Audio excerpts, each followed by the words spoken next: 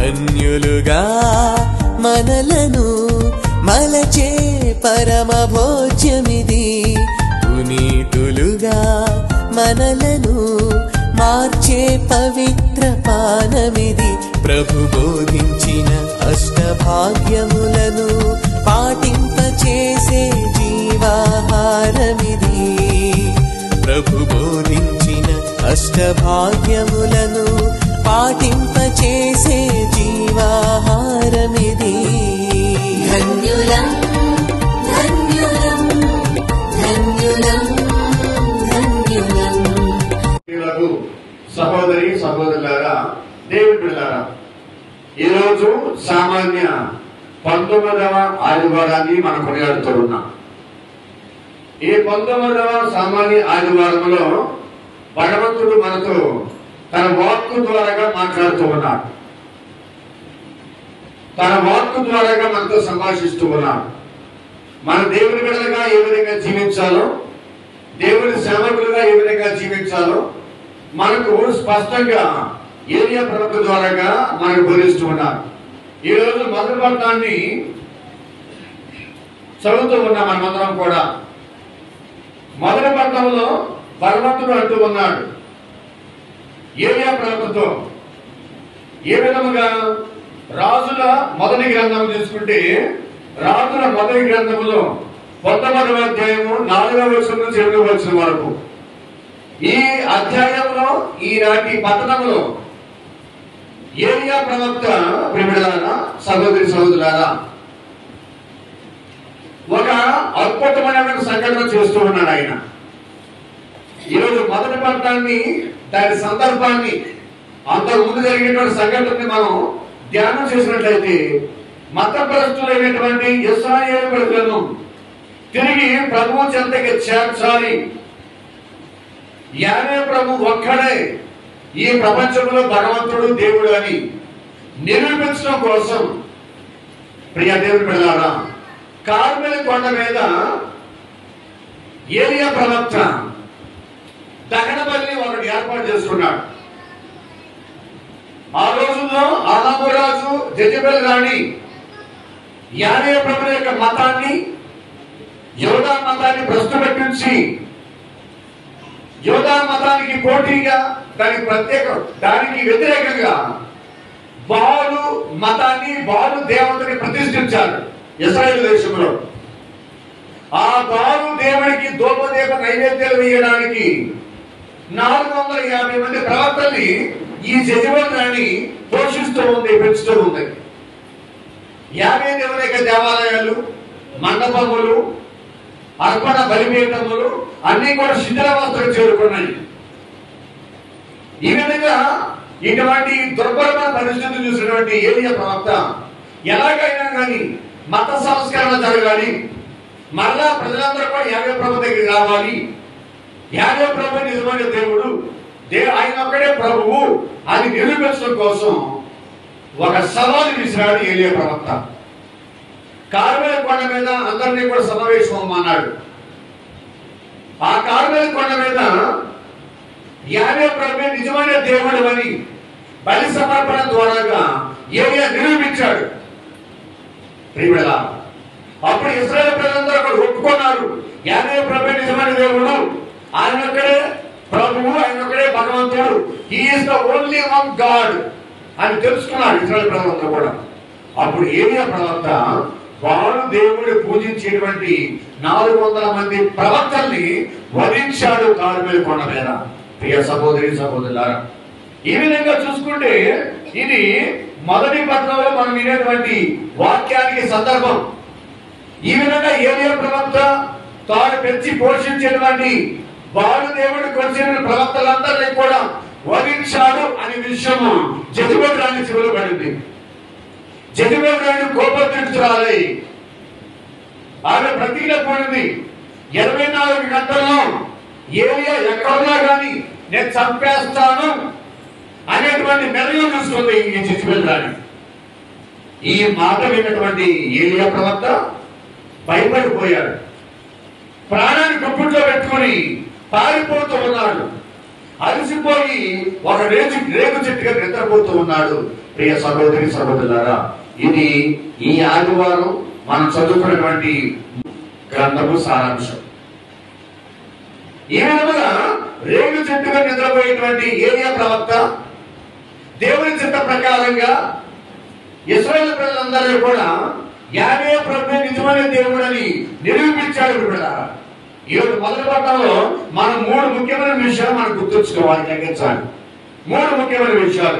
ఏమిటా 3 ముఖ్యమైన విషయాలు అంటే, ప్రియ సహోదరి సహోదరులారా, నీతి నిజాయితీతో జీవిస్తూ ప్రభు కోసం, ప్రభు ప్రజల కోసం పరితపించి దేవుని సేవ చేసేటువంటి ప్రతి ఒక్క సేవకుడికి, ప్రతి ఒక్క ప్రవక్తకి, ప్రతి ఒక్క యాజకుడికి బాధలు, కష్టాలు, శ్రమలు, శోధనలు, ప్రాణాపాయము, ప్రాణాలను త్యాగం చేయటం, ఇక చనిపోతే బాగుండు, నా వల్ల కాదు, నేను ఇంకా దేవుని సేవ చేయలేను, నేను ప్రవక్తగా ఉండలేను అనేటువంటి దుస్థితికి వచ్చేటువంటి సందర్భాలు చాలా ఉన్నాయి.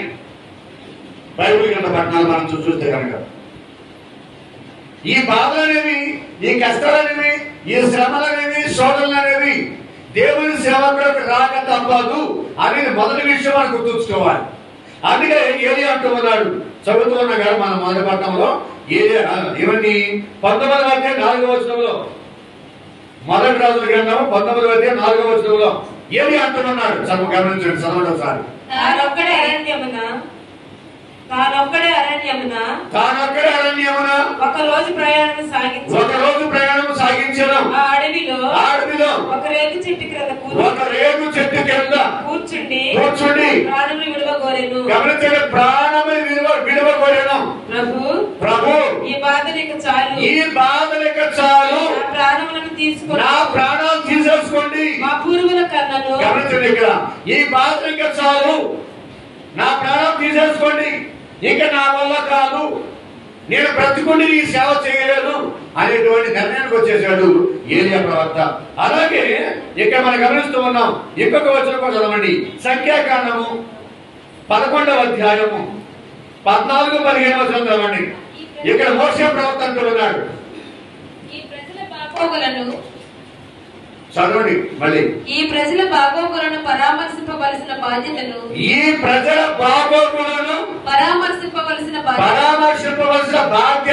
నేనొక్కడినే భరింపజాలను. అది నా తలకు మించిన పని. ఇది నా తలకు మించిన కార్యము. నీవు నా ఎడల ఎంత క్రూరంగా ప్రవర్తించిన కంటే నా మీద కరుణ కలిగి నన్ను చంపివేయటం మేలు. అప్పుడు నేను ఈ ఇక్కట్లను చూడకుందునుగాక. ఒక ప్రకారం ఏలియా అంటూ ఉన్నాడు, చనిపోయినా బాగుండు, నన్ను చంపేయి అంటున్నాడు ఏలియా. అలాగే ఇక్కడ మోసే ఏమంటున్నాడు, ఈ బాధలక చాలు, నన్ను చంపేయండి ప్రభువా, ఈ బాధలు నేను భరించలేను, ఈ భారం నేను మోయలేను అని మోసే ప్రవక్త ఇంకో ప్రక్క బాధపడుతూ ఉన్నాడు. ప్రజల కోసం, ప్రభువు కోసం శ్రమలు అనుభవించలేక. అలాగే తోబీని గ్రంథం చూసుకోండి ఒకసారి. 3వ అధ్యాయం 6వ వచనం. ఇప్పుడు నన్ను నీ ఇష్టం వచ్చినట్లు చేయము. నా ప్రాణములు తీసి నన్ను ఈ లోకము నుండి కొనిపొమ్ము. నా శరీరము మట్టిలో కలిసిపోవును గాక. నేను కన్నుమూయుటయే మేలు. ఇక్కడేమో తోబీతు ఒక నీతిమంతుడు, దైవభక్తుడు, ప్రవక్త, దేవుని సేవకుడైనటువంటి ఈ తోబీతు కూడా పలికే మాటల, ఈ బాధలు ఇక పడలేనయ్యా, ఈ కష్టాలు ఇక పడలేనయ్యా, నా వల్ల కాదు, ఇంకా నేను చనిపోతాను, నన్ను ప్రశాంతంగా మరణించలేమండి, నా ప్రాణాలు తీసేసుకోండి అని తోబీతు కూడా అంటున్నాడు. విడుదల 3వ వ్యక్తి. ఇక 4వ వ్యక్తి గురించి చదువుతాం. 4వ ప్రవక్త యోనా గ్రంథం 4వ అధ్యాయము 3వ వచనం కూడా చదవండి. ప్రభు ఇప్పుడు నీవు నా ప్రాణములు తీసుకొనుము. నేను బ్రతికి ఉండుట కంటే చచ్చుటయే మేలు.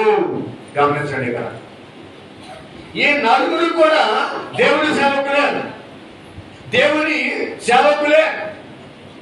దేవుణ్ణి నిష్ఠతో పూజించేవాడే, దేవుని సేవ నీతి నిజాయితీగా చేసేవాడే. ఏలియా, మోషే, తోబీతు, యోనా ఈ నలుగురు కూడా ఏమంటున్నారు? ఇక మేము చనిపోతాం మేలు, ఈ బాధలు పడలేము, ఈ కష్టాలు పడలేము అనేటువంటి భావాన్ని వ్యక్తం చేస్తున్నారు భగవంతుడు ముందు ప్రియలారా, సహోదరి సహోదరులారా. ఇది మొదటి విషయం, మొదటి పట్టణం నుంచి మనం నేర్చుకోవాల్సింది ప్రియలారా.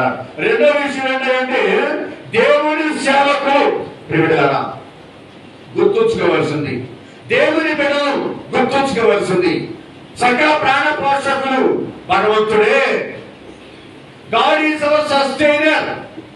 దేవుడే మనల్ని పోషించేది, దేవుడే మనల్ని పోషించేది, దేవుడే మనల్ని బ్రతికించేది, దేవుడే మనల్ని భద్రంగా కాపాడేది.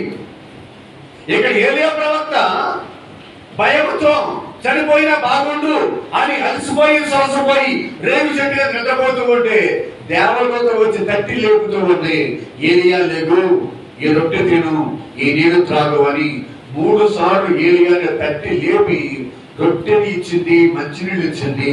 ప్రియలారా, సహోదరి సోదరులారా, మొదటి పట్టణం నుంచి మనం నేర్చుకోవాల్సిన రెండో విషయం ఇది.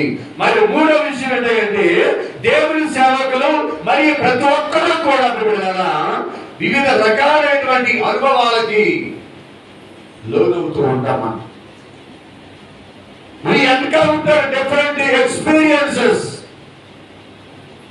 from time to time, from moment to moment, from place to place. అనేక రకాలైనటువంటి అనుభవాలకు మనం లోనవుతూ ఉంటాం, ప్రేరేపణలకు లోనవుతూ ఉంటాం. ప్రతి అడుగులో కూడా దేవుడు మనతో ఉంటాడు, ప్రతి అనుభూతిలో దేవుడు మనతో ఉంటాడు, ప్రతి కష్టంలో దేవుడు మనతో ఉంటాడు, ప్రతి శ్రమలో దేవుడు మనతో ఉంటాడు. God is with us in every situation, in every circumstances, in all the moments possible. దేవుడు మనతోనే ఉండే దేవుడు, మన ఇమ్మానుయేలు దేవుడు. ప్రియలారా, సహోదరి సహోదరులారా, గమనించండి, ఏలియా ప్రవక్త కార్మెలు కొండ నుంచి హోరేబు కొండకి వెళ్తూ ఉన్నాడు. ఏలియా ప్రవక్త కార్మెలు కొండ నుంచి హోరేబు కొండకి ప్రయాణం వెళ్తూ ఉన్నాడు. కార్మెలు కొండ మీద నిజమైన దేవుడు యావే ప్రభుని నిరూపించాడు. హోరేబు కొండ మీద అనగా సీనాయి కొండ మీద దేవుడు దర్శించుకున్నాడు. అలాగే మోషే ప్రవక్త సీనాయి పర్వతం నుంచి నెబో పర్వతం వెళ్తూ ఉన్నాడు. సీనాయి పర్వతం మీద దేవుడి యొక్క మహిమని కాల్చాడు మోషే ప్రవక్త. నెబో పర్వతం మీద తన జీవితపు చివరి గడియ, తన జీవితపు చివరి ఘట్టంలోనికి వెళ్తూ ఉన్నాడు. The last moment of his life, the last hour of his life. ఈ మోషే ప్రవక్త యొక్క చివరి గడియ, చివరి శ్వాస ఆ నెబో అనేటువంటి కొండ మీదే విడుస్తూ ఉన్నాడు మోషే ప్రవక్త. అలాగే యేసు ప్రభు కూడా from Mount Tabor to Mount Calvary, Tabor కొండ మీద యేసుక్రీస్తు దివ్య రూపధారణ చెందాడు, తన మహిమను ప్రదర్శించుకున్నాడు తాబోరు కొండ మీద. పేతురు అంటూ ఉన్నాడు, ప్రభు మనం ఇక్కడే ఉంటే బాగుంటుంది అని చెప్పి అంటున్నాడు పేతురు.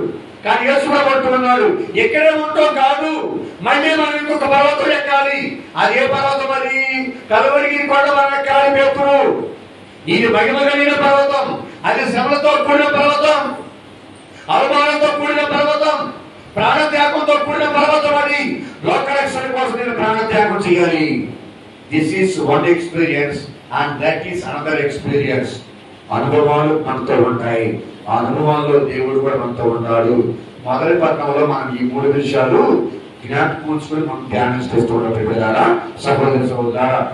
తర్వాత ప్రియలారా రెండో పట్టణంలోకి వస్తూ ఉన్నాం. రెండో పట్టణంలో కొంత పౌలు గారు ఎఫెసీయులకు రాసిన లేఖలో 4వ అధ్యాయము 30వ వచనము, అలాగే 5వ అధ్యాయం 1వ వచనం మనం చూస్తూ ఉన్నాం. చదవండి ఒకసారి. ఎఫెసీయులకు రాసిన లేఖ 4వ అధ్యాయము 30వ వచనం చదవండి ఒకసారి. మళ్ళా ఇంకొకసారి విందాం.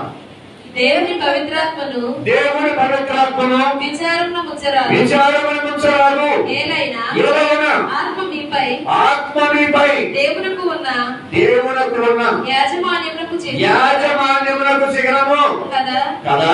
అంతేకాదు దేవుడు మీకు స్వేచ్ఛను వసగడు దినము రానున్నది అనుటకు అది నిదర్శనము కూడా. తర్వాత వచ్చిన చదవండి. వైరము వైరము, మోహము, మోహము, క్రోధము అనువానిని చేసింపుడు అరుపులు గాని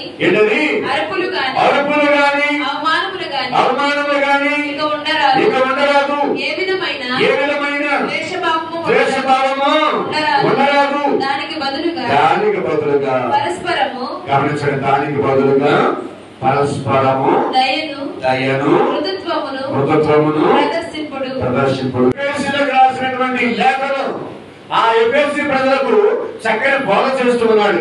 ఏ బోధ చేస్తున్నాడు? ఇదిగో ఎఫెసీ ప్రజలారా, మీరు వైరము కలిగి జీవించకండి, మూడింటిని వదిలిపెట్టేయండి. ఏంటా మూడవి?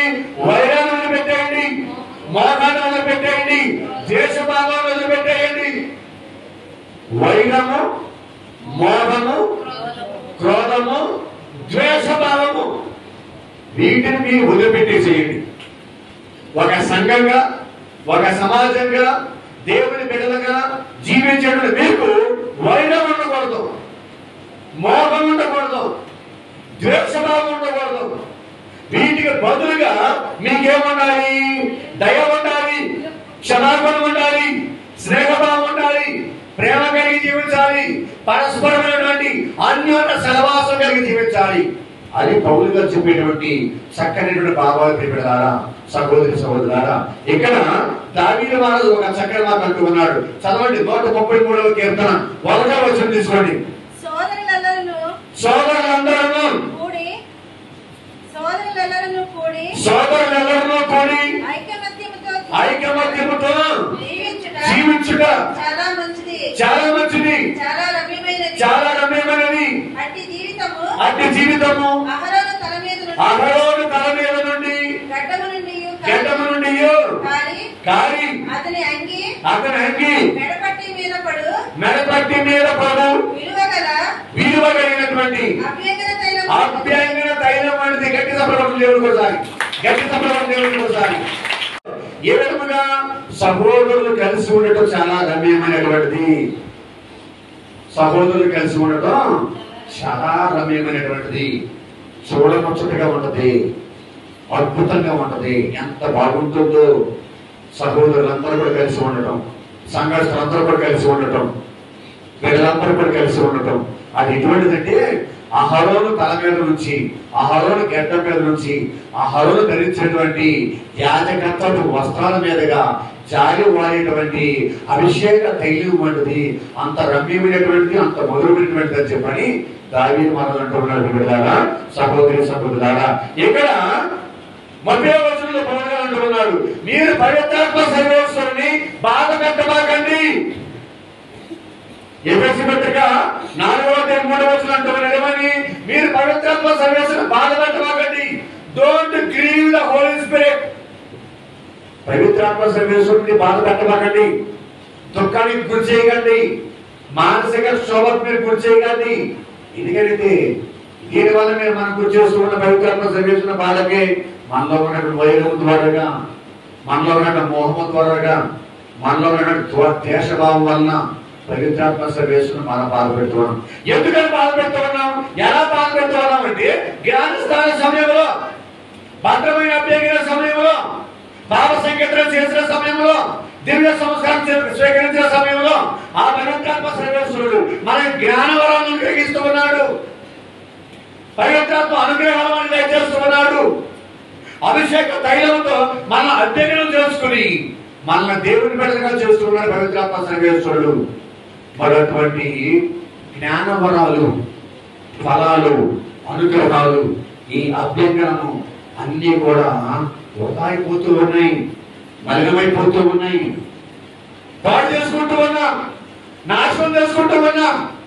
ఇచ్చినటువంటి పవిత్రాత్మ సర్వేశ్వరుడు బాధపడుతూ ఉన్నాడు, దుఃఖిస్తూ ఉంటాడు. ఏ విధముగా? మనలో ఉన్నటువంటి ద్వేషభావం వల్ల, మనలో ఉన్నటువంటి వైరం వల్ల, మనలో ఉన్నటువంటి పగా ప్రతీకారాల వల్ల పవిత్రాత్మ సర్వేశ్వరుని మనం బాధపడుతూ ఉన్నాం, దుఃఖానికి గురి చేస్తూ ఉన్నాం. పౌలు గారు చెప్పే మాట, ఒక ప్రక్రియ పవిత్రాత్మ సర్వేశ్వరుని మనం బాధకు గురి చేస్తూ ఉన్నాం, ఇంకో ప్రక్రియ ఏంటి? తండ్రి దేవుడిని కూడా మనం బాధ పెడుతూ ఉన్నాం. తండ్రి దేవుడిని కూడా మనం బాధ పెడుతూ ఉన్నాం. ఏ విధంగా బాధ పెడుతూ ఉన్నాం? మన తండ్రి దేవుడిని దుఃఖానికి గురి చేస్తూ ఉన్నాం. యోగాక్షమంతా కూడా 16వ వచనంలో యోహాను గారు అంటున్నారు, ఏమంటున్నారు? ఇదిగో దేవుడు లోకం ఎంతగానో ప్రేమించి తన ఏకైక కుమారుడిని మనకు ప్రసాదించను. గట్టిగా చెప్పండి హల్లెలూయా. మనందరినీ కూడా ఎంతగానో ప్రేమించి తన ఏకైక కుమారుడిని, తన జ్యేష్ఠ పుత్రుడిని, తన ఒక్కగానొక్క కొడుకుని మన కోసం త్యాగం చేశాడు ఆ భగవంతుడు. ఆ భగవంతుడు మన కోసం త్యాగం చేశాడు. తాను ప్రేమించిన మన కోసం తన ఒక్కగానొక్క కొడుకుని శిలువ మరణానికి అప్పగించాడు. శత్రువుల చేతికి అప్పగించాడు, సైతాను చేతికి అప్పగించాడు, అంధకార శక్తులకు అప్పగించాడు. తండ్రి దేవుడు ఆయన చూపించిన ప్రేమను మనం పాడు చేస్తూ ఉన్నాం, నేల పాలు చేస్తూ ఉన్నాం, మట్టి పాలు చేస్తూ ఉన్నాం, పాపం పాలు చేస్తూ ఉన్నాం. ప్రియులారా, దేవుని యొక్క ప్రేమ నిరర్థకమైపోతూ ఉంది మన వల్ల. దీని వల్ల మనలో ఉన్న పగ ప్రతీకారాల వలన, మనలో ఉన్న వైరం వలన, మనలో ఉన్న ద్వేషభావం వలన, మనలో ఉన్న మోహం వలన దీన్ని మనం పాడు చేస్తూ ఉన్నాం. ఒక పక్క పవిత్రాత్మ సర్వేశ్వరం బాధపెడుతూ ఉన్నాం, ఇంకో ప్రక్క తండ్రి దేవుడు మనం బాధపెడుతూ ఉన్నాం, తర్వాత క్రీస్తు భగవంతుడు కూడా మనం బాధపెడుతూ ఉన్నాం. ఏ విధముగా? తన స్నేహితుల కోసం తన ప్రాణములు దారిపోయిన వారి ప్రేమ కన్నా ఎక్కువ ప్రేమ ఈ లోకంలో ఎవరు లేదని చెప్పని యేసు ప్రభువు అంటే క్రీస్తు భగవంతుడు మనల్ని స్నేహితుల కన్నా ఎక్కువగా ప్రేమించాడు. తన శిలువ మరణం ద్వారాగా, తన శ్రమల ద్వారాగా, తాను పొందే అవమానాల ద్వారాగా మనందరినీ కూడా దేవునికి విడుదలగా ఏర్పాటు చేశాడు. క్రీస్తు భగవంతుడు ప్రాణత్యాగం చేశాడు. తన చివరి రక్త బొట్టును, తన చివరి నీటి బొట్టును కూడా మన కోసం త్యాగం చేశాడు. ఆ త్యాగాన్ని మనం పాడు చేస్తూ ఉన్నాం, ఆ త్యాగాన్ని మనం విలువ లేకుండా చేస్తూ ఉన్నాం, ఆ త్యాగాన్ని మనం నాశనం చేస్తూ ఉన్నాం. మనలో ఉన్నటువంటి ఈ పాపపు స్వభావాల వలన, వైరం వలన, ద్వేషం వలన, పగా ప్రతీకారాల వలన, మోహం వలన ఇవన్నీ కూడా పవిత్రాత్మ సర్వేశ్వరుడిని, తండ్రి దేవుడిని, క్రీస్తు భగవంతుడిని బాధపాలు చేస్తూ ఉన్నాయి. అలాగే శ్రీసభను కూడా మనం బాధపెడుతూ ఉన్నాం, సంఘాన్ని కూడా బాధపెడుతూ ఉన్నాం. మనమందరం కూడా శ్రీసభ బిడ్డలం, మనమందరం కూడా సంఘ సభ్యులం. అందుకని దమస్కు నగరానికి వెళ్ళేటువంటి దారిలో మొత్తానికి పౌలు గారిని దర్శనమించి అంటున్నాడు యేసుక్రీస్తు ఏమని? సౌలు సౌలు నీవు నన్ను ఎలా హింసిస్తూ ఉన్నా అని అడుగుతూ ఉన్నాడు. అప్పుడు సౌలు అంటూ ఉన్నాడు, నిన్ను హింసించడానికి నీవు ఎవరయ్యా అని అంటే అప్పుడు యేసు ప్రభువు అంటూ ఉన్నాడు, నీవు హింసించేటువంటి క్రీస్తుని నేనే, నీవు హింసించేటువంటి క్రీస్తుని నేనే. ఈ విధంగా పగా ప్రతీకారాల వల్ల, మోహం వల్ల మనము ఎంతో మంది బాధపడుతూ ఉన్నాం, ఎంతో మందికి మానసిక క్షోభకు చేస్తూ కూడా సహోదరి సహోదరులు. కాబట్టి వీటిని వదిలిపెట్టమని శాంతి, సమాధానము, సంతోషం, ఆనందము, పరస్పరము సహోదర ప్రేమ కలిగి, సహవాసం కలిగి జీవించమని 2వ పట్టణం ద్వారాగా పుట్టిన పౌలు గారు మనకి అందరికి కూడా బోధిస్తూ ఉన్నారు. దీనికి బదులుగా పుట్టిన పౌలు గారు మనకి 3 సూచనలు ఇస్తూ ఉన్నాడు. ఎఫెసీ ప్రజలకు మనకు కూడా 3 సూచనలు ఇస్తూ ఉన్నాడు. ఏమిటా సూచనలు? మీరు ఈ విధంగా ఉండండి, ఎలా ఉండండి అని చెప్పని దేవుని స్వరూపం నుంచి మనకు 3 ముఖ్యమైనటువంటి సూచనలు ఇస్తూ ఉన్నాడు. ఏమిటని? ప్రతి ఒక్కరు కూడా ప్రేమ కలిగి జీవించాలి. ఎందుకంటే దేవుడు ప్రేమ స్వరూపుడు కాబట్టి. చదవండి ఎఫెసీ పత్రిక 5వ అధ్యాయం 1-2 వచనాలు చదవండి. గట్టిగా చదవండి, నాకు దగ్గర పెట్టుకోండి. మీరు దేవుని ప్రియమైన బిడ్డలు కనుక, నేను దేవుని ప్రియమైన బిడ్డలు కనుక ఆయనను పోలి జీవింపుడు, క్రీస్తు మనల్ని ప్రేమించినందు చేత దేవుని సంతోషపరచు సువాసనతో కూడిన అర్పణగాను బలిగను మన కొరకే తన ప్రాణములను సమర్పించాడు. ఇక్కడ దేవుడు ప్రేమ స్వరూపి కాబట్టి ప్రతి ఒక్కరు కూడా ప్రేమ కలిగి జీవించాలి. ప్రతి ఒక్కరు కూడా ప్రేమ కలిగి జీవించాలి. Since God is love, we should also love God and our neighbor. తోటి వారిని కూడా మనం ప్రేమిస్తూ ఉండాలి. ఇది మొదటి సూచన పౌలు గారు ఇచ్చేది. అలాగే 2వ సూచన ఎఫెసీయులకు రాసిన లేఖలోనే పౌలు గారు అంటున్నారు, ఏమని? గాడ్ ఈజ్ లైట్, దేవుడు వెలుగు కాబట్టి మీరు కూడా వెలుగుకు సంబంధించిన బిడ్డలాగా జీవించాలి. వెలుగుకు సంబంధించిన బిడ్డలాగా జీవించాలని చెప్పని అంటున్నాడు. ప్రియులారా, మీరు చీకటికి సంబంధించిన వాడు కాదు, వెలుగుకి సంబంధించిన వాడు. మీరు రాత్రికి సంబంధించిన వాడు కాదు, పగటికి సంబంధించిన వాడు. మీరు సైతానికి సంబంధించిన వాడు కాదు, మీరు భగవంతుడికి సంబంధించిన వాడు. కాబట్టి వెలుగుకు చెందిన బిడ్డల్లాగా మీరు జీవించాలి అని కొంత పౌలు గారు రెండవ సూచన చేస్తూ ఉన్నారు. మరి మూడవ సూచన ఏంటంటే దేవుడు జ్ఞానవంతుడు కాబట్టి, వివేకవంతుడు కాబట్టి మీరు కూడా జ్ఞానం కలిగి జీవించండి. అలాగే ఎఫెసీ పత్రిక 5వ అధ్యాయం 15వ వచనం 16వ వచనం చదివి మనం దీన్ని కూడా తిరిగేద్దాం. చదవండి. 5వ అధ్యాయం 15. కనుక మీరు ఎట్లు జీవించున్నారు అను దాని గురించి శ్రద్ధ వహింపుడు, జ్ఞానహీనుడు వలె జీవింపకుడు, వివేకవంతుల వలె జీవింపుడు. ఇవి చెడు దినములు కనుక దొరికిన ప్రతి అవకాశమును సద్వినియోగము చేసుకొనుడు. గమనించండి, ఇక్కడ దేవుడు జ్ఞాన స్వరూపుడైన దేవుడు వివేకవంతుడు. God is wisdom. కాబట్టి మనము కూడా వివేకంతో జీవించాలా, విజ్ఞానంతో జీవించాలి, జ్ఞానం కలిగి జీవించాలి. భ్రష్టులుగా జీవించకూడదు, అజ్ఞానులుగా జీవించకూడదు, అవివేకులుగా జీవించకూడదు, అంధులమై జీవించకూడదు, గుడ్డివారిగా మనం జీవించకూడదు. ప్రియమైన సహోదరి సహోదరులారా, జ్ఞానము కలిగి జీవించాలి, తెలివి గలవారమై జీవించాలి. ఇవి చెడుదనము కనుక మంచేదో చెడేదో, నీకేదో అవినీతి ఏదో, ధర్మమేదో అధర్మేదో, వెలుగేదో చీకటేదో, మనం బాగు చేసేదో మనం నాశనం చేసేదేదో తెలుసుకుని మనం జీవించగలగాలి. మంచిని చేపట్టాలి, ధర్మాన్ని చేపట్టాలి, నీతిని అనుసరించాలి.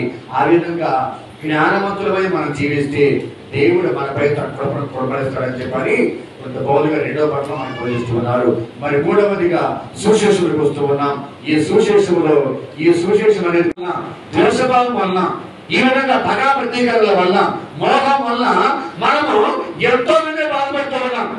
ఎంతో మందికి మానసిక క్షోభ గురి చేస్తూ కూడా సహోదరి సహోదరులు. కాబట్టి వీటిని వదిలిపెట్టమని శాంతి, సమాధానము, సంతోషం, ఆనందము, పరస్పరము సహోదర ప్రేమ కలిగి సహవాసం కలిగి జీవించమని రెండవ పట్టణం ద్వారా కొంత పౌలు గారు మనకి అందరికి కూడా బోధిస్తూ ఉన్నారు. దీనికి బదులుగా కొంత పౌలు గారు మనకి 3 సూచనలు ఇస్తూ ఉన్నాడు. ఎఫెసీ ప్రజలకు మనకు కూడా 3 సూచనలు ఇస్తూ ఉన్నాడు. ఏమిటా సూచనలు?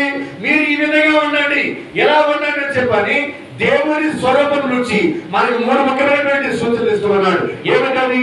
ప్రతి ఒక్కరు కూడా ప్రేమ కలిగి జీవించాలి. ఎందుకంటే దేవుడు ప్రేమ స్వరూపుడు కాబట్టి. చదవండి ఎఫెసీ పత్రిక 5వ అధ్యాయం 1-2 వచనం చదవండి. దేవుని ప్రియమైన బిడ్డలు కనుక, గట్టిగా చదవండి, నాకు దగ్గర పెట్టుకోండి. మీరు దేవుని ప్రియమైన బిడ్డలు కనుక, దేవుని ప్రియమైన బిడ్డలు కనుక ఆయనను పోలి జీవింపుడు, క్రీస్తు మనల్ని ప్రేమించినందు చేత దేవుని సంతోషపరచు సువాసనతో కూడిన అర్పణను బలిగను మన కొరకే తన ప్రాణములను సమర్పించాడు. ఇక్కడ దేవుడు ప్రేమ స్వరూపి కాబట్టి ప్రతి ఒక్కరు కూడా ప్రేమ కలిగి జీవించాలి. ప్రతి ఒక్కరు కూడా ప్రేమ కలిగి జీవించాలి. Since God is love, we should also love God and our neighbor. తోటి వారిని కూడా మనం ప్రేమిస్తూ ఉండాలి. ఇది మొదటి సూచన పౌలు గారు ఇచ్చేది. అలాగే రెండవ సూచన ఎఫెసీయులకు రాసిన లేఖలోనే పౌలు గారు అంటున్నారు. ఏమని? God is light. దేవుడు వెలుగు కాబట్టి మీరు కూడా వెలుగుకు సంబంధించిన బిడ్డలాగా జీవించాలి, వెలుగుకు సంబంధించిన బిడ్డలాగా జీవించాలని చెప్పని అంటున్నాడు. ప్రియులారా, మీరు చీకటికి సంబంధించిన వాడు కాదు, వెలుగుకి సంబంధించిన వాడు. మీరు రాత్రికి సంబంధించిన వాడు కాదు, పగటికి సంబంధించిన వాడు. మీరు సైతానికి సంబంధించిన వాడు కాదు, మీరు భగవంతుడికి సంబంధించిన వాడు. కాబట్టి వెలుగుకు చెందిన బిడ్డల్లాగా మీరు జీవించాలి అని కొంత పౌలు గారు రెండవ సూచన చేస్తూ ఉన్నారు. మరి మూడవ సూచన ఏంటంటే దేవుడు జ్ఞానవంతుడు కాబట్టి, వివేకవంతుడు కాబట్టి మీరు కూడా జ్ఞానం కలిగి జీవించండి. అలాగే ఎఫెసీ పత్రిక 5వ అధ్యాయం 15వ వచనం 16వ వచనం చదివి మనం దీన్ని కూడా తిరిగేద్దాం. చదవండి. 5వ అధ్యాయం 15. కనుక మీరు ఎట్లు జీవించున్నారు అను దాని గురించి శ్రద్ధ వహింపుడు, జ్ఞానహీనుడు వలె జీవింపకుడు, వివేకవంతుల వలె వివేకవంతుల వలె జీవింపుడు. ఇవి చెడు దినములు కనుక దొరికిన ప్రతి అవకాశమును సద్వినియోగము చేసుకొనుడు. గమనించండి, ఇక్కడ దేవుడు జ్ఞాన స్వరూపుడైన దేవుడు వివేకవంతుడు. God is wisdom. కాబట్టి మనము కూడా వివేకంతో జీవించాలా, విజ్ఞానంతో జీవించాలి, జ్ఞానం కలిగి జీవించాలి. భ్రష్టులుగా జీవించకూడదు, అజ్ఞానులుగా జీవించకూడదు, అవివేకులుగా జీవించకూడదు, అంధులమై జీవించకూడదు, గుడ్డివాడిగా మనం జీవించకూడదు. ప్రియమైన సహోదరి సహోదరులారా, జ్ఞానం కలిగి జీవించాలి, తెలివి గలవారమై జీవించాలి. ఇవి చెడుదనము కనుక మంచేదో చెడేదో, నీతేదో అవినీతి ఏదో, ధర్మమేదో అధర్మేదో, వెలుగేదో చీకటేదో, మనం బాగు చేసేదో మనం నాశనం చేసేదేదో తెలుసుకుని మనం జీవించగలగాలి. మంచిని చేపట్టాలి, ధర్మాన్ని చేపట్టాలి, నీతిని అనుసరించాలి. ఆ విధంగా జ్ఞానవంతులమై మనం జీవిస్తే దేవుడు మనపై కొడబడిస్తాడని చెప్పని కొంత పౌలుగా 2వ పట్ల మనం బోధిస్తున్నారు. కూడా ఈ రోజు సుశేషుడు కూడా యేసు ప్రభు అంటున్నారు, ఏమంటున్నారు? నేను పరలోకం నుండి దిగి వచ్చినటువంటి జీవము గల ఆహారం. నేను పరలోకం నుండి దిగి వచ్చినటువంటి జీవము గల ఆహారమును ఎవరేని నన్ను పూజించినాను వాడు నిత్య జీవన పొందును. నా శరీరం పూజించి నా రక్తము పాలన చేయవాడు పరలోకంలో జీవిస్తాడు, నిత్య నూతనంగా జీవిస్తాడు, శాశ్వతమైన జీవితాన్ని జీవిస్తాడు అని యేసుక్రీస్తు ఈ రోజు కూడా యోహాను సువార్త 6వ అధ్యాయము 41వ వచనం నుంచి 51వ వచనం వరకు మనకు బోధిస్తూ ఉన్నారు. ప్రియమైన సహోదరి సహోదరులారా, ఈ మాట ఇదే అధ్యాయంలో 5 సార్లు చెప్పాడు యేసుక్రీస్తు. ఏమంటది? నేను పరలోకం నుండి దిగి వచ్చిన జీవము గల ఆహారం అని చెప్పని 5 సార్లు చెప్పాడు ఈ రోజు ఈ యోహాను సువార్త 6వ అధ్యాయంలో. ఏ విధంగా? 6వ అధ్యాయం 38వ వచనం రెండోసారి 6:38. ఏదైనా నేను పరలోకం నుండి దిగి వచ్చినది నన్ను పంపిన వాని చిత్తమును నెరవేర్చుటకు నేను పరలోకం నుండి దిగి వచ్చాను అని యేసు ప్రభువు స్పష్టం చేశారు. అలాగే 41వ వచనం నేను పరలోకం నుండి దిగి వచ్చిన ఆహారమును. అలాగే 49వ వచనం మీ పితరులు ఎడారిలో మన్నాను భుజించి మరణించి పరలోకం నుండి దిగి వచ్చిన ఆహారం ఇదే, దీన్ని భుజించువాడు మరణింపడు. అలాగే 51వ వచనం పరలోకం నుండి దిగి వచ్చిన జీవము గల ఆహారమును నేనే. అలాగే 57వ వచనం జీవము గల తండ్రి నన్ను పంపెను, నేను తండ్రి మూలమున జీవించున్నాను, అట్లే నన్ను భుజించువాడు నా మూలమున జీవించును. ఇది పరలోకం నుండి దిగి వచ్చిన ఆహారము. గమనించండి, ఇక్కడ ఈ యోహాను సువార్త 6వ అధ్యాయంలోనే 5 సార్లు చెప్పాడు యేసుక్రీస్తు, నేను పరలోకం నుండి దిగి వచ్చాను, పరలోకం నుండి దిగి వచ్చిన జీవము గల ఆహారం నేనే, నన్ను భుజించువాడు శాశ్వతంగా జీవిస్తాడు, నిత్య జీవనం పొందుతాడు అని యూదులకి, ధర్మశాస్త్ర బోధకులకి, పరిసయ్యులకి, యేసు ప్రభువు యొక్క వాక్యాన్ని ఆలకించడానికి వచ్చినటువంటి ఇశ్రాయేలు ప్రజలందరూ కూడా గట్టిగా ప్రసంగం చెప్పాడు యేసుక్రీస్తు. అయినా కానీ యూదులు యేసు ప్రభువుని నమ్మలేదు. పరిసయ్యులు యేసు ప్రభువుని నమ్మల, మత నాయకులు మతపతులు యేసు ప్రభువుని నమ్మల. ఎందుకని నమ్మలేదనుకున్నారు? ఎందుకంటే యేసుక్రీస్తు పుట్టుపూర్వోత్తరాలు వాళ్ళకి తెలుసు. ఆయన నజరేతు నివాసి, యోసేపు కుమారుడు, మరియ కుమారుడు. ఆయన చుట్టాల మందులు మన మధ్యలో ఉన్నారు. ఆయన పెరిగిన విధానం మాకు తెలుసు. ఆయన వడ్రంగి కుమారుడు, మరియ కుమారుడు అని వాళ్ళకి తెలుసు. అంటే యేసు ప్రభువు యొక్క భౌతికమైన జన్మ వాళ్ళకి తెలిసింది, కానీ ఆయన యొక్క నిజ స్వరూపం మాత్రం యేసు ప్రభుని గురించి అర్థం చేసుకోలేకపోయారు. యేసు ప్రభునికి నిజ స్వరూపం వారికి అర్థం కాదా? ఆయన దైవ కుమారుడని వారికి అర్థం కాదా? ఆయన పరిపూర్ణమైన మానవుడు, పరిపూర్ణమైన దేవుడు అది అర్థం కాలేదు వాళ్ళకి. కేవలము ఆయన మానవ జన్మను మాత్రమే వాళ్ళు గ్రహించారు. అది కూడా ఏమంటున్నారు? జోజప్ప గారు ప్రియులారా, జోసెఫ్ గారు చట్టబద్ధంగా యేసు ప్రభునిగా తండ్రి, చట్టబద్ధంగా యేసు ప్రభునిగా తండ్రి, కానీ శారీరకంగా యేసు ప్రభునిగా తండ్రి కాదు. శారీరకంగా యేసు ప్రభునిగా తండ్రి కాదు. యేసులో పుట్టడానికి జోసెఫ్ గారు కారణం కాదు. అది వాళ్ళకి తెలియదు, ధర్మశాస్త్ర బోధకులకి, పరిసలకి, సద్దుకాయలకి. అందుకని వాళ్ళు అంటూ ఉన్నారు, ఏమని, ఈయన ఒంటరి కుమారుడే కాదా, జోసెఫ్ కుమారుడే కాదా, మరియ కుమారుడే కాదా, ఇతర ఊరు నజరేతు కాదా అని ఈ తృణీకరించేశారు యేసు ప్రభుని.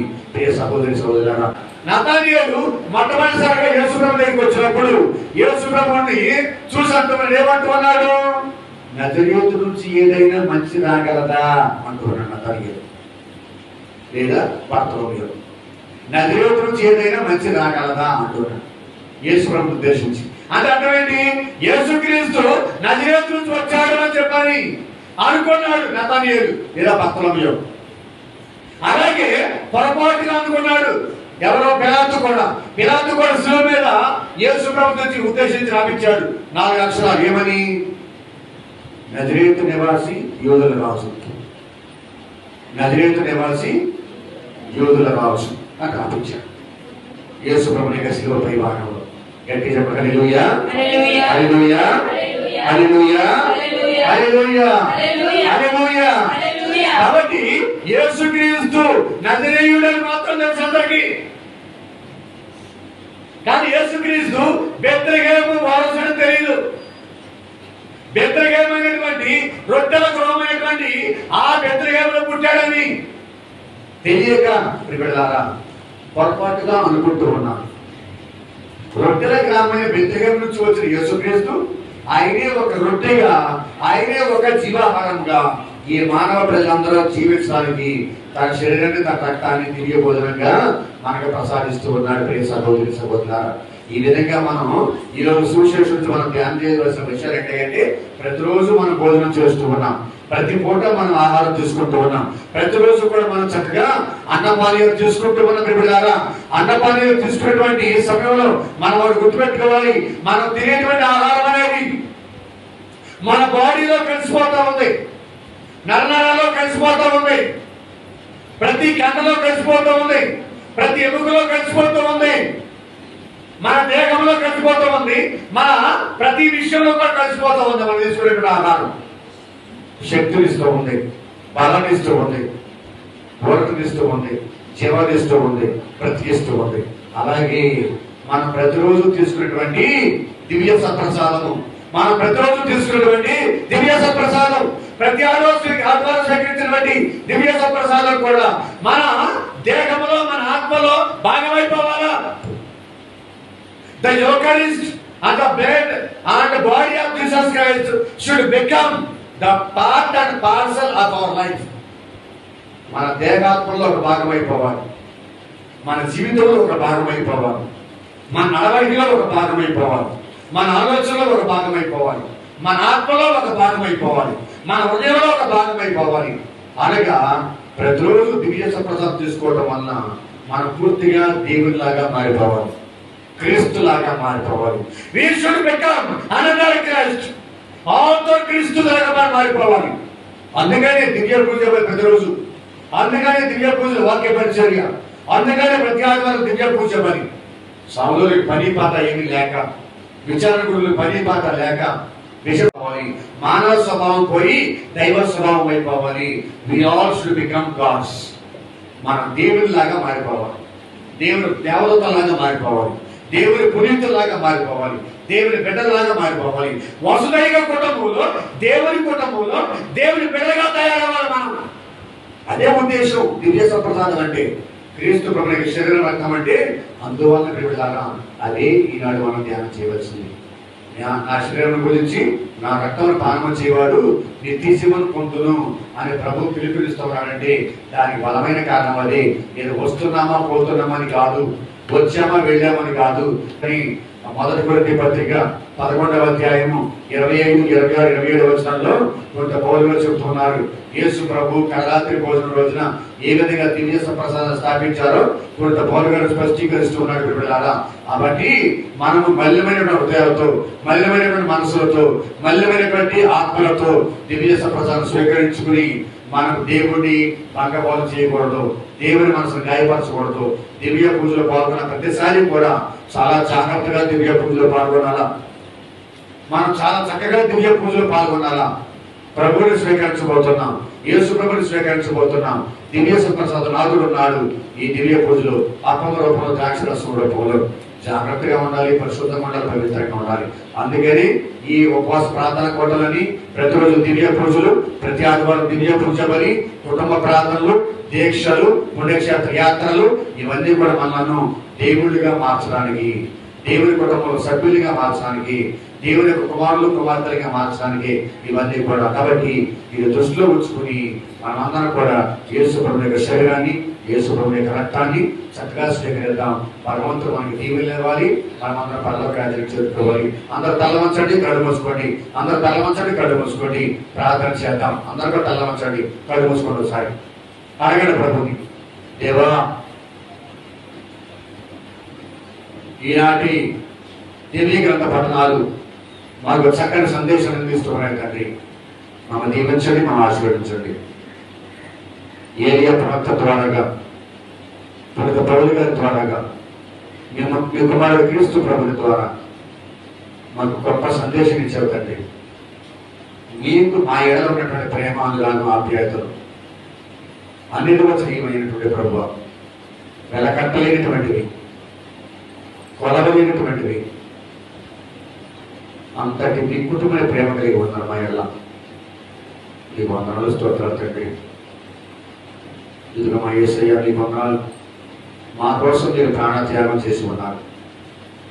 మీ శరీరాన్ని, మీ రక్తాన్ని మాకు దివ్య భోజనంగా ప్రసాదిస్తూ ఉన్నారు. దివ్య పూజలో పాల్గొనే ప్రతిసారి, దివ్య పూజ జరిగేటువంటి ప్రతిసారి కల్వరికి బలియాగమే ఇక్కడ జరుగుతూ ఉంది.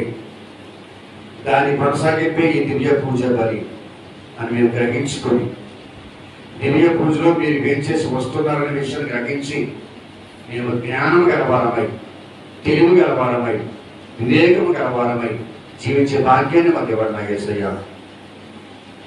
ఇదిగో మా తండ్రి, మేము వెలుగుకు సంబంధించిన బిడ్డగా జీవించాలి, ప్రేమకు పాత్రలమయ్యే బిడ్డగా జీవించాలి, ప్రేమించే బిడ్డగా ఉండాలి, సహవాసం కలిగి, స్నేహభావం కలిగి, సామరస్యంతో జీవించే భాగ్యాన్ని మాకు ఇవ్వండి. దయను, కృపను, కరుణను, కారుణ్యాన్ని, క్షమాగుణాన్ని కలిగి జీవించే భాగ్యాన్ని మాకు ఇవ్వండి తండ్రి. మేమందరము కూడా మీ దివ్యమైనటువంటి ఆశీర్వాదాలు పొడుచు, ఎవరిని ఏ విధంగా కూడా బాధ పెట్టకుండా, మానసిక క్షోభ గురి చేయకుండా అందరం కూడా సంతోషంగా, ఆనందంగా, ప్రశాంతమైన మనస్కులమై జీవించే భాగ్యాన్ని మా అందరికి ప్రసాదించమని మా ప్రభువు యేసుక్రీస్తు ద్వారా ఈ మనవి చేస్తున్నాము తండ్రి. ధర్మాత్ములకు మోక్ష భాగ్యము ఈ విందు, శాంతి స్థాపకులను ప్రభు బిడ్డలుగా మార్చే విందు. ధర్మాత్ములకు మోక్ష భాగ్యము ఈ విందు. ధన్యులం ధన్యులం ధన్యులం ధన్యులం ధన్యులం ధన్యులం ధన్యులం ధన్యులం. ప్రభు విందులో పాల్గొనే మనము ధన్యులం. ప్రభు విందులో పాల్గొనే మనము